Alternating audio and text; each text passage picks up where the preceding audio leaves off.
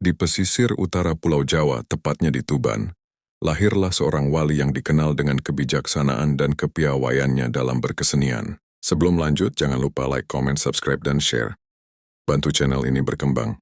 Dialah Sunan Bonang, salah satu dari wali Songo yang berperan penting dalam menyebarkan Islam di tanah Jawa. Namanya sering dikaitkan dengan suara gamelan yang indah, alat musik tradisional yang ia gunakan sebagai media dakwah. Sunan Bonang memiliki nama asli Raden Maulana Makdum Ibrahim. Ia adalah putra dari Sunan Ampel, salah satu wali tertua, dan Nyai Ageng Manila, putri Adipati Tuban.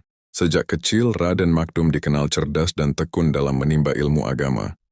Ia belajar langsung dari ayahnya, dan juga banyak menimba ilmu tasawuf serta seni di berbagai pesantren. Tak puas dengan ilmu yang ia peroleh di Jawa, Sunan Bonang melakukan perjalanan ke Pasai, wilayah yang saat itu menjadi pusat ilmu Islam di Nusantara. Di sana ia belajar tentang fikih, tasawuf, dan seni berdakwah. Sekembalinya ke tanah Jawa, ia berdakwah di Tuban, Lasem, hingga Kediri. Dengan cara yang unik dan penuh kebijaksanaan, Sunan Bonang dikenal menggunakan gamelan dan tembang Jawa sebagai sarana menyampaikan ajaran Islam. Ia menciptakan lagu-lagu bernuansa religius seperti Tombo Ati, yang hingga kini masih sering dilantunkan. Melalui seni, masyarakat mudah menerima nilai-nilai Islam tanpa merasa dipaksa. Inilah kejeniusan dakwah Sunan Bonang, menyentuh hati lewat budaya. Salah satu kisah terkenal dari Sunan Bonang adalah pertemuannya dengan Sunan Kalijaga. Kala itu Kalijaga masih dikenal sebagai pemuda nakal, bernama Raden Sahid. Namun setelah bertemu Sunan Bonang, hidupnya berubah total. Sunan Bonang mengajarkan kesabaran dan kesucian hati, bahkan sempat menguji Kalijaga dengan perintah meditasi di tepi sungai selama bertahun-tahun.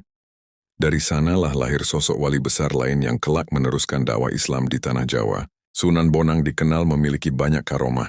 Salah satunya adalah kemampuan menenangkan hati orang-orang yang gelisah hanya dengan lantunan gamelannya.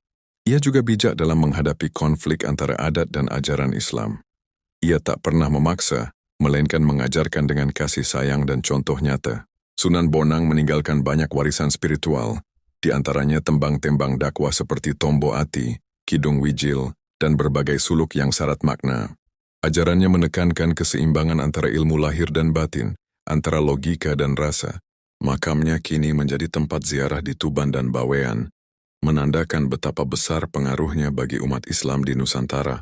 Dari kisah hidup Sunan Bonang, kita belajar bahwa dakwah tidak selalu harus dengan kata-kata keras. Melalui seni, budaya, dan kelembutan, ajaran Islam bisa menyentuh hati masyarakat. Sunan Bonang bukan hanya seorang wali,